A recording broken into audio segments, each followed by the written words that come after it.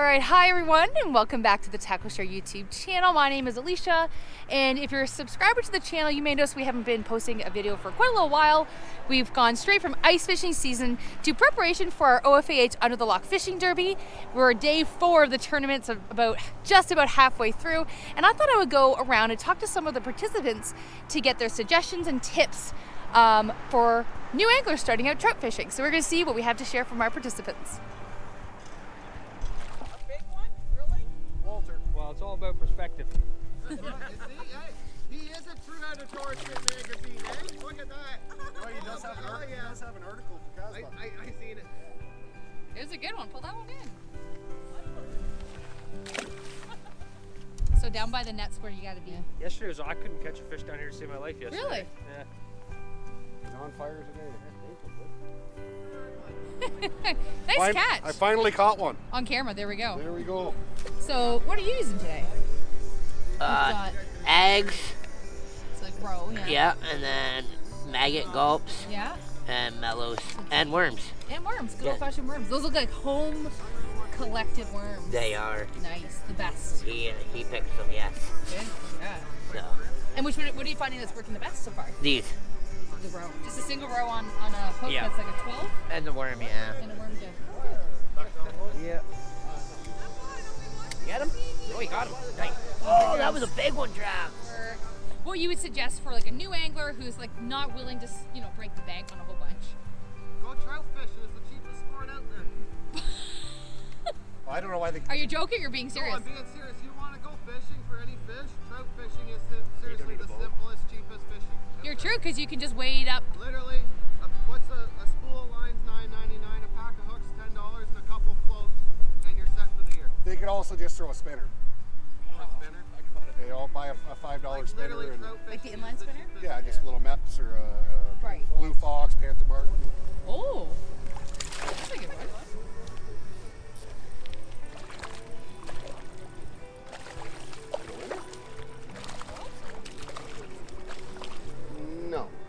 No tag. Okay. It's a good one though. Good one, huh? No tag. Nice fish, though. Not a So maybe a pound? Maybe a pound. That would be a pound.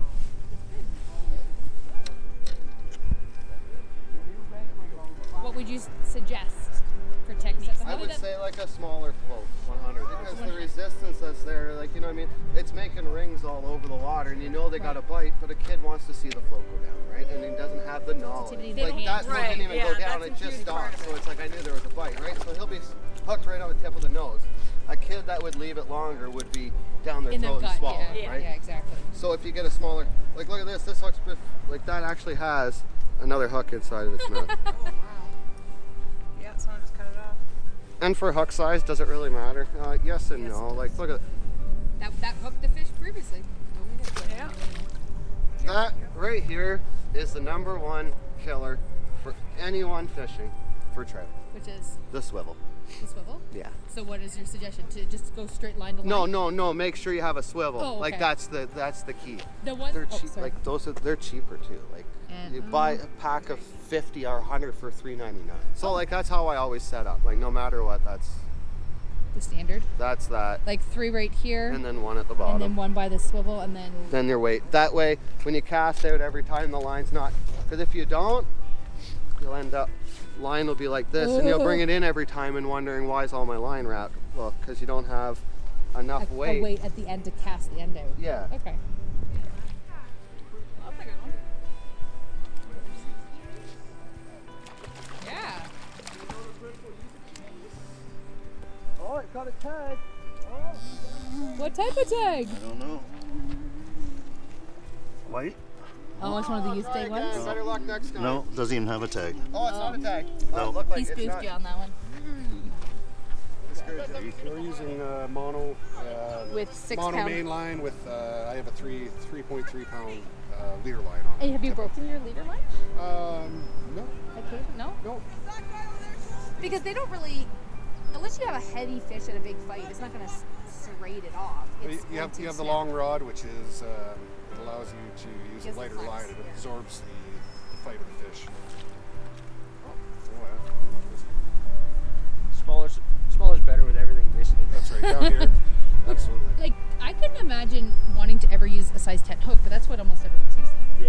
is Which? a 16. A 16, and I have 16 for fly tying. Let's see, right there. Itty bitty bitty, and you That's wouldn't right. think. The kids over there kept asking me to give them like larger hooks. No. Smaller is better. And trout tend to, they don't hit hard. They mouth it a bit and then take a bite. Depends on the weather. Right.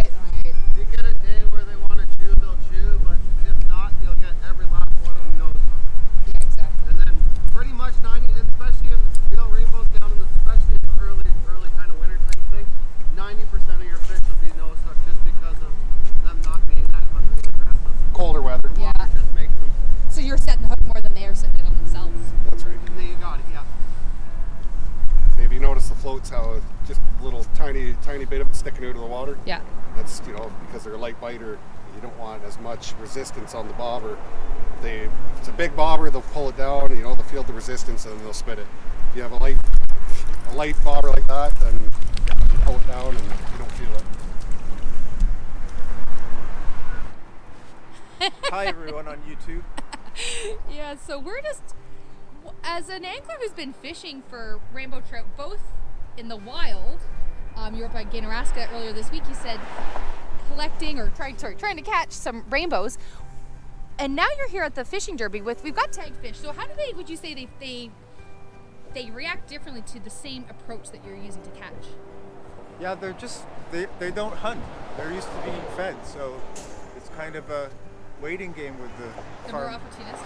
You kind of move around and try to find where they're swimming in groups, and Yeah. in the wild you can just hit a current and know that they're going to be around a rock or somewhere where there's lots of oxygen. Where you can predict where they're going to be. Here, you know that they're going to be between the lock and the net down here, but it's a matter of enticing them to bite, right? Exactly. 'cause- Would you do an irritation strategy, or you said just sit and wait? Well, you can basically. try with these fish you can try everything. Yeah, exactly. I mean, How can you go wrong? everybody's catch them, and I find when the kids catch them, I find the kids are doing what I'm doing, and they kind of waver around and move their bait, and all of a sudden they'll turn around and there'll be a fish out. Using a worm there. Just a little On a hook. worm. What size of hook do you have there? That's a 10. Size 10. And then, actually, if you don't mind me bringing the rest of this closer, it's all tangled up. Oh. So we have size 10 hook, and he's rigged it up so he's got most of it on, and then a little leader there on a bait holder hook. Let's see if it's actually, Alicia's not really paying attention there. And then you have, what is this, fluorocarbon leader? Yep. And a very small barrel swivel, and a bead and a sinker. Oh, you've actually hacked that off to make it smaller. It's a half of a eighth an ounce, I think. So it's approximately 1/16 if you Yeah, sawed it right. I didn't have any. And then it's a sip float, or that's attached. It's slip. You can just It does slip, or you can move it, but it's not off. Yeah, perfect. So you can set different depths.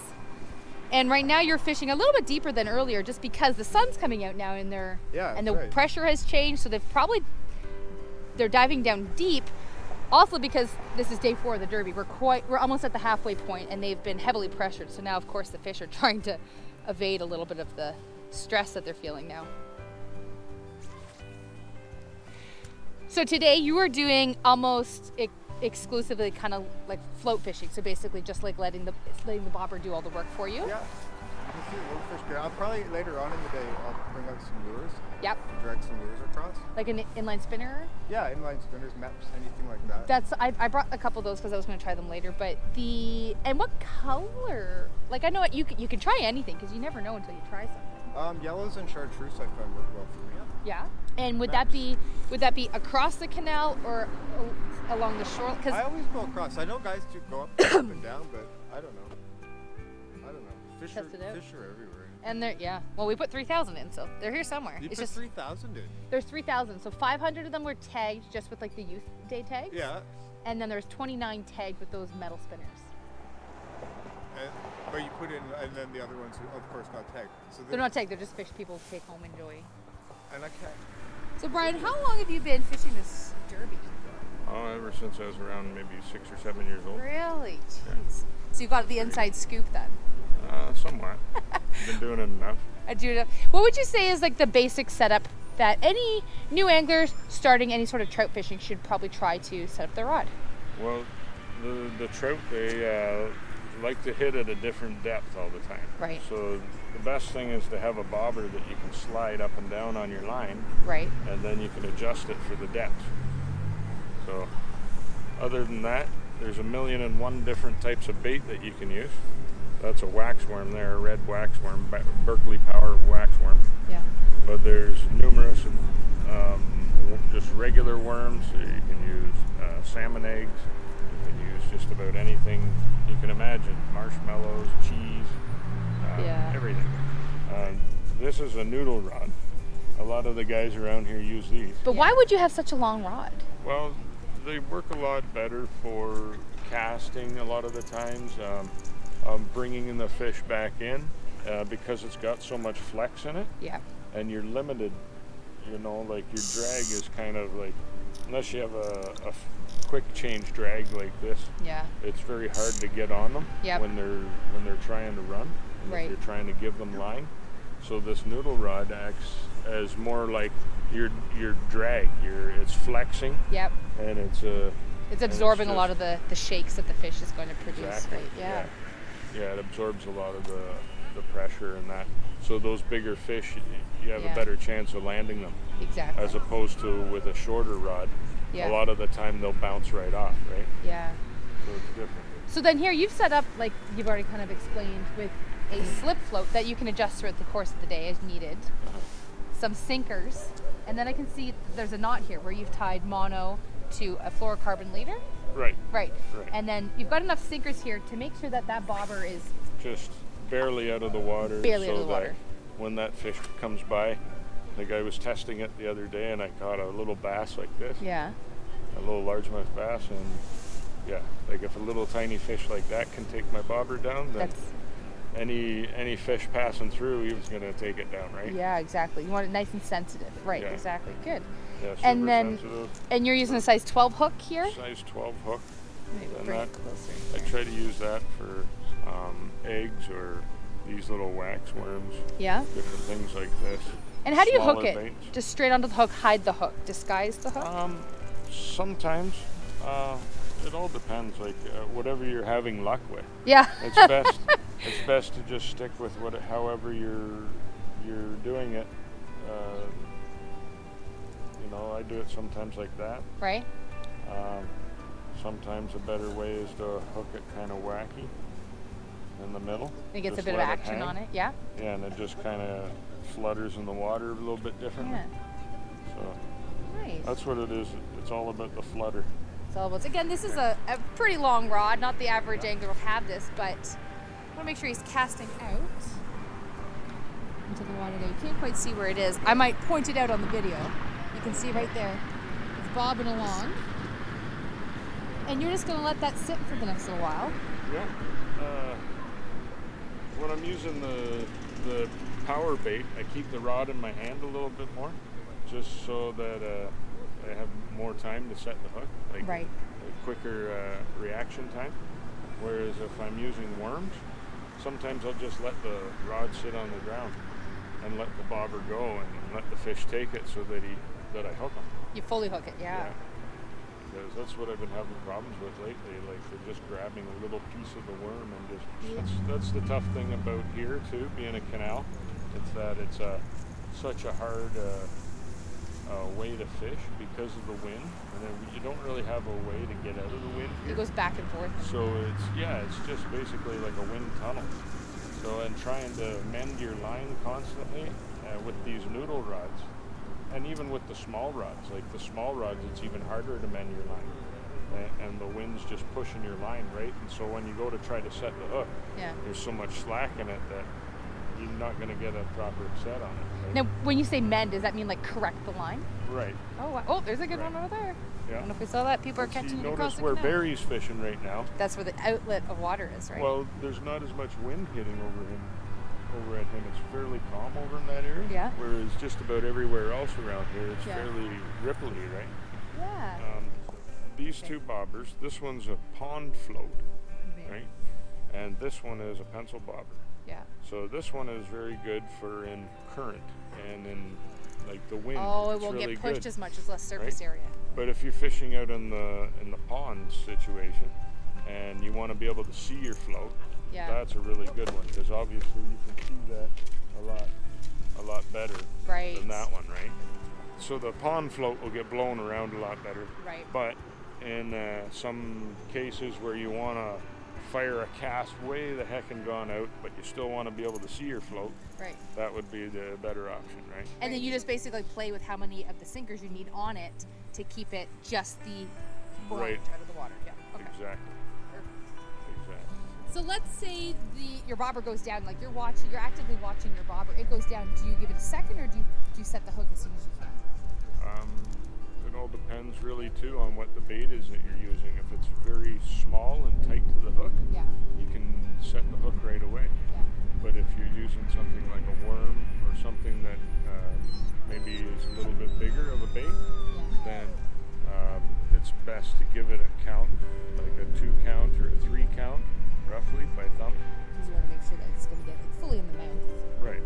Right. Last- That's the helgamite that I was catching them on, but I've often caught them on just little rapalas and things like that too. So even stock trout, because I know that's like a natural forage food for trout in the wild. In the wild. But with these, it's Stock still trout ingrained in their genetics. Well, it's moving through the water, so just about anything that's moving and that's big enough that'll fit in their mouth, Yeah. they'll attack it. They're like little sharks, right? I almost grabbed a couple of those on my way out here today, thinking I might try some, but I mean. Yeah, these little ones and those little ones, like that little one was like a getting brown them trout, all. yeah. I was getting so many last year on that, and then the lip broke off it. Was yours the fish on? Oh, I do have one. I got one on. It's a nice one, too. Sorry. Oh, it's a good one. Oh, maybe a little bit. That's good. Not really big at all. Oh, whatever. You must have been all tangled up in the line or something, because you just.